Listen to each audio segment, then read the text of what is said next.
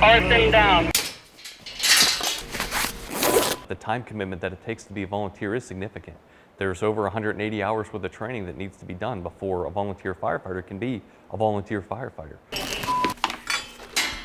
And doing that training within a period of time where you're balancing work, balancing family, and balancing whatever hobbies you have at home can be extremely difficult. Pennsylvania's first responders offer their time and risk their lives to protect people and property, but they're facing incredible challenges in recruiting and retaining volunteers. In fact, the Commonwealth had nearly 300,000 emergency responders in the 1970s. Today, there are only about 37,000, leaving the possibility of a day when a 911 call goes unanswered. There's a lot of ways to give back to the community, but for me, doing it through the fire department has been very rewarding, and I thoroughly enjoy it. But I'm getting older. You know, we need younger people to get interested in it and you know, stick with it. A commission was created to study the problem and recommend solutions.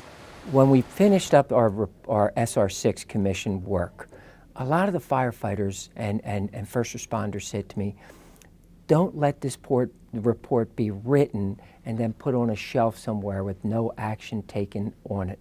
And I made a commitment to them that we were going to get as many of these recommendations passed into law as possible. Over the past 2 weeks, the House made good on its promise to help our fire and EMS personnel by passing more than a dozen bills.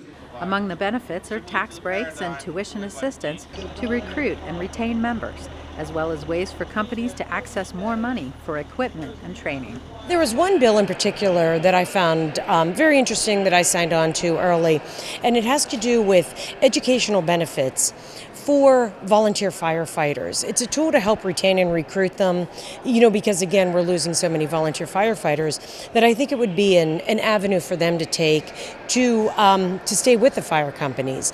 And it would reimburse them up to a certain amount for their educational benefits after they're done with their schooling, and you know, they're going back into their fire stations to help out in the volunteer. It's completely flattering to be recognized by so many pieces of legislation through the House, and knowing that, hey, people are going to start looking out for us and have a vested interest in making sure that we succeed.